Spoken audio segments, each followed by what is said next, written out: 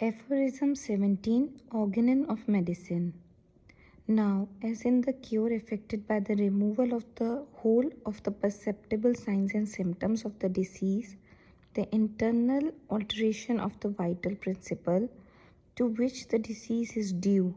consequently, the whole of the disease is at the same time removed, it follows that the physician has only to remove the whole of the symptoms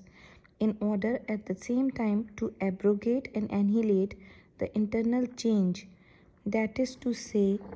the morbid derangement of the vital force, consequently, the totality of the disease itself. But when the disease is annihilated, health is restored, and this is the highest, the sole aim of the physician who knows the true object of his mission, which consists not in learned sounding prating, but in giving aid to the sick. Footnote 1 states, a warning dream, a superstitious fancy, or a solemn prediction that death would occur at a certain day or at a certain hour has not unfrequently produced all the signs of commencing and increasing disease, of approaching death, and death itself at the hour announced, which could not happen without the simultaneous production of the inward change, corresponding to the state observed externally.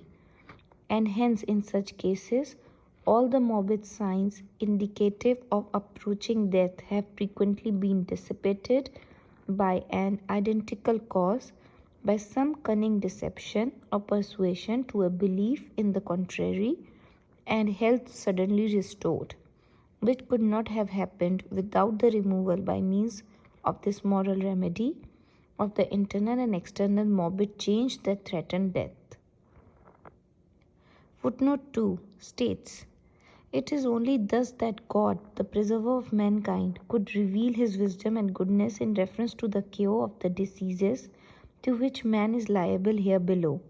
by showing to the physician what he had to remove in diseases in order to annihilate them and thus re-establish health. But what would we think of his wisdom and goodness if he had shrouded in mysterious obscurity that which was to be cured in diseases,